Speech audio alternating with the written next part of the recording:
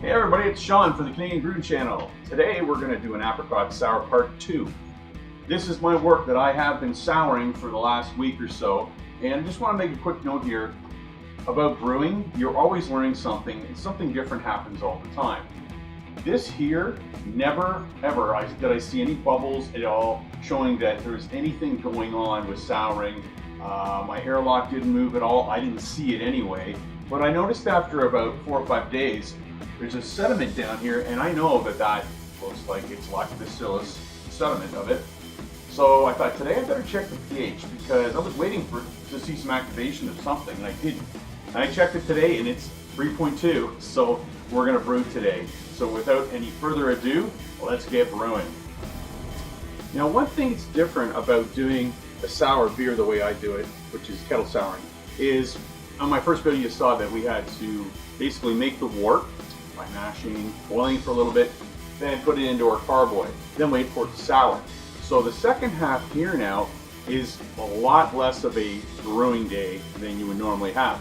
We don't have to mash, we don't have to make the wort. The wort's already here, it's already sour. So it gives us a quicker day. I'll probably have this day done in 3 hours. There's a lot less cleaning. Another thing, I don't have to sanitize any of this equipment. It's been cleaned and sanitized already, but because I'm going to boil this wort, everything that happens to this after the wort, it's going to have to be sanitized, or after the boil. But right now I don't have to worry about it. So without any further ado, what I'm going to do is I'm going to use my siphon tube here, siphon into my kettle, and then I'm going to start the brewing. All right, so let's get brewing.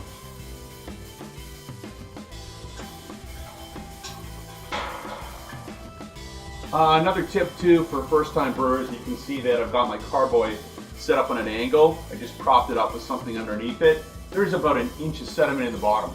So I want to get all the wort out that I can without taking any of that sediment with it, because that's just something that I want to leave behind, so it's not going to be in our boil kettle.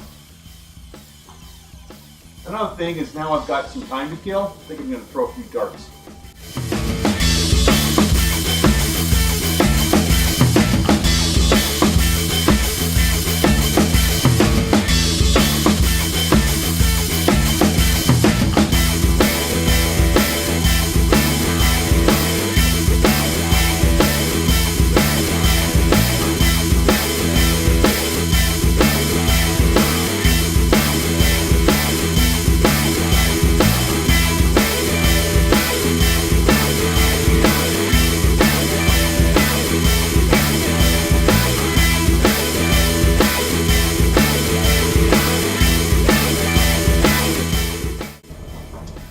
So now at this point, I'm going to get ready to pull the siphon tube out, so I'm not pulling any more of the sediment out of here that I want, but I want all that delicious wort getting out of here so I can make my beer. So it's right at that point now, and the sediment that's in here, which is the lactobacillus, is a really fine sediment. This looks like beach sand. Yeah, it's not like the stuff you get at the bottom of a sediment after having fermentation with any brewer's yeast. Here we go, right about there. Perfect. So now what I'm going to do is I'm going to put this boil kettle up on my burner, and then we're going to start heating it up.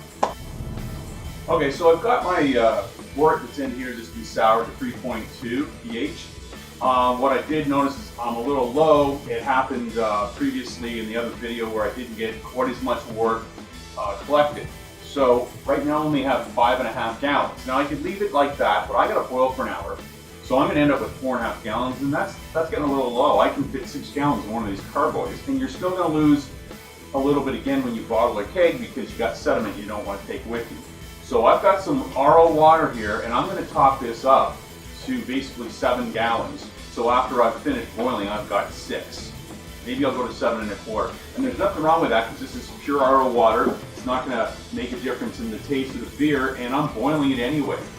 So this is not going to change anything at all, because if you think about it, I'm about to remove a gallon of water by boiling this, going into the air. I'm distilling it. So I'm losing a gallon of water. I'm going to put a gallon back, so I've got my 6 gallons of water.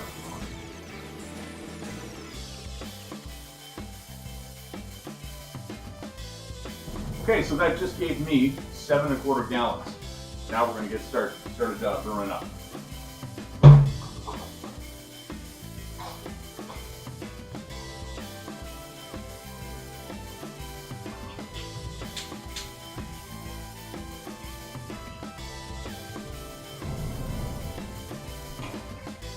Let the games begin. Okay, now we just passed the hot break. We're at 212, we're boiling, and I'm about to add my hops for my 60-minute boil. So I've got my hot basket, place that in.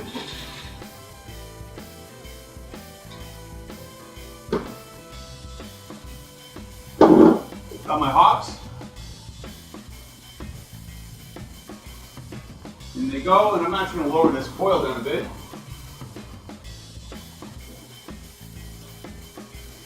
Still having a little bit of issues of foaming from the hot break, and it's different than when you do a regular brew with the sour wort. It seems to hold on to the foam a little bit more. But I've got it under control now.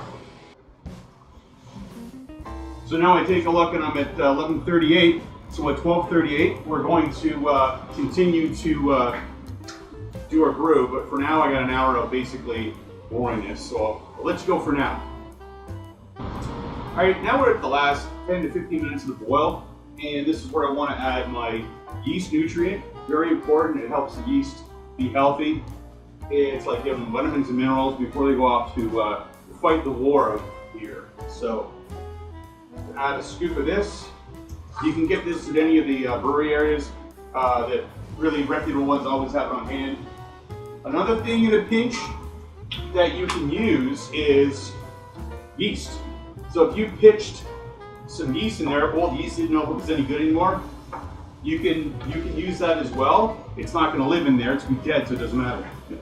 This is Whirlflock. This is going to be my clearing agent for this beer. Toss it in and give it a stir.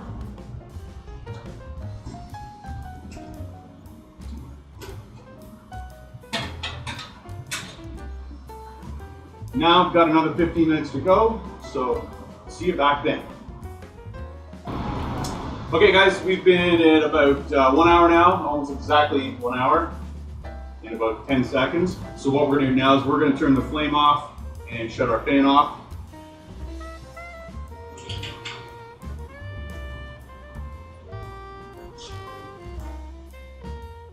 So we are now at exactly 1 hour. We've done our hopping, we've added our yeast nutrient, we've put our Whirlflock in to help it clarify. The last step I'm going to do before I cool this wort is called whirlpooling. Now whirlpooling is where I'm basically going to make a whirlpool up top in my boiler, my kettle, and I'm going to make all of the trub, all the stuff that falls out of, it's basically stuff that's sitting in the wort until you boil it, and it comes out into a solid form. I have a plate chiller, so I need to make sure that very minimal amount of that trub goes through and jams up my plate chiller, which happened to me the first few times I brewed, because I didn't realize what I was doing when I bought this thing. You don't usually use a plate chiller without pumps or filters, and I did. So I worked my way around it. I figured it out because I still love how fast this plate chiller cools. So now I'm going to do a whirlpool. I'm first going to take my hop basket out, and then we're going to go from there. Just got to grab a paper towel or a towel here. Take my hot basket out, because if I leave the hot basket in, it's going to cause issues with getting a good whirlpool.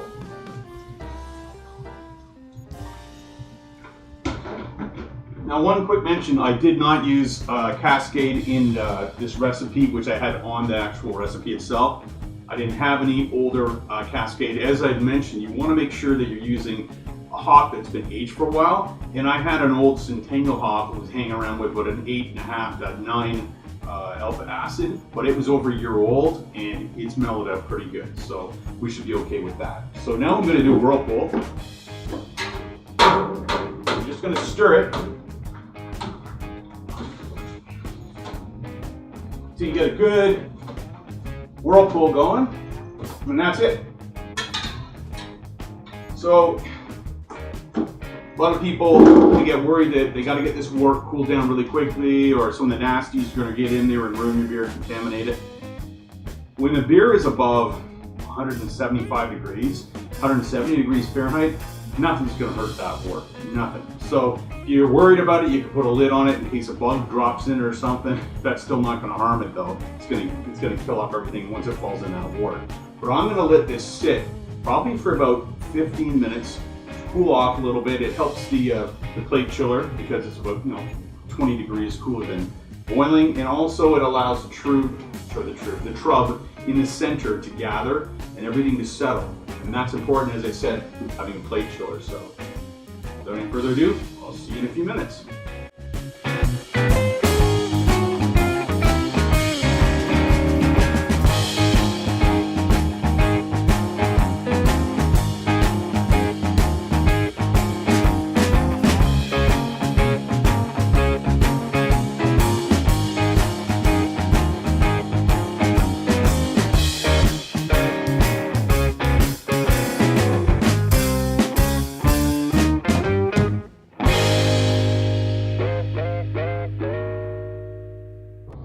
Okay, the exciting time I always look forward to is the yeast pitching time, where we're going to make this wort into beer by using our lovely yeast here. This is US-05.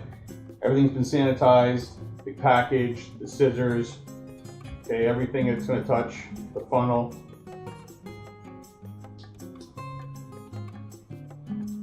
Pour this in. Now, I've got this wort down to about 68 to 70 degrees, so it's safe to pitch this.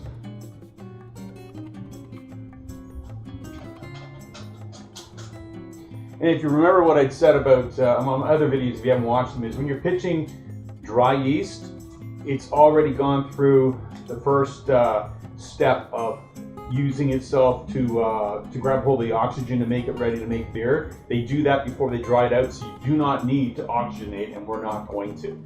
So now what I've done is I've pitched the yeast. I have my lock that I'm going to put on right now, which I'm going to add some sanitizer to, but right now I'm just going to give this a stir. And that's just to get the yeast into suspension of the wort. Now, we're almost done.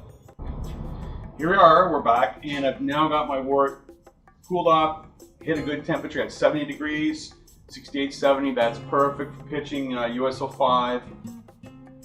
Here's a brewer's tip, and this will keep you from getting in trouble with your wife or significant other. This is going to really take off in about 12 hours to 24 hours and ferment really hard, and it's going to get a high krausen that's going to come up, and if you had a regular lock on here, it would blow off, okay, because it gets all sorts of stuff stuck up in here. It pressurizes, it usually pops off the top here, which then you come in and there's a mess all over the place. Fermentation will continue, but you may have got some nasties in your beer, and beer might be ruined, and then you don't want to have that, and it can be quite a mess. I've even seen on YouTube, where someone had one of these carboys explode. Right? So that's dangerous, you don't want that. So what I put is what's called a blow-off tube, and you take a tube that will slide over top of the airlock, and I have this up in the air, it comes down and it goes into a sanitized solution here, and for the first 2 or 3 days it's going to bubble like crazy. I'll take a video of how fast it bubbles, and this way anything that gets stuck in here is going to be able to pass through and into this jar. After high krausen is finished, it usually takes about 3 or 4 days, then I'll put a normal airlock on and we'll continue with fermentation. So that's my tip for you, and believe me, I've blown off a bunch of these things when I first started brewing. There was no YouTube back then. I'm trying to figure out what else I could do. So that's a blow-up tube. Lots of guys use it. I didn't use it on one of my videos where I did my Kolsch because that was fermenting at about 60 to 61 degrees, so there wasn't a lot of activity. We're going to ferment this one at 68 degrees. It is going to have a lot of fermentation going on really quickly.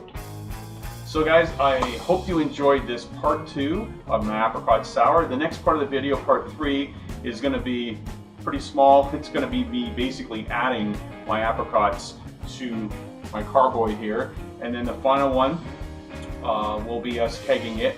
And then after that, I will have a tasting of it as well. So I guess it'll be a part 5. All right, I'll have to make like a playlist of that. So this is Sean signing off for the Brewing channel. Thanks guys for watching. Please subscribe. Have a nice day.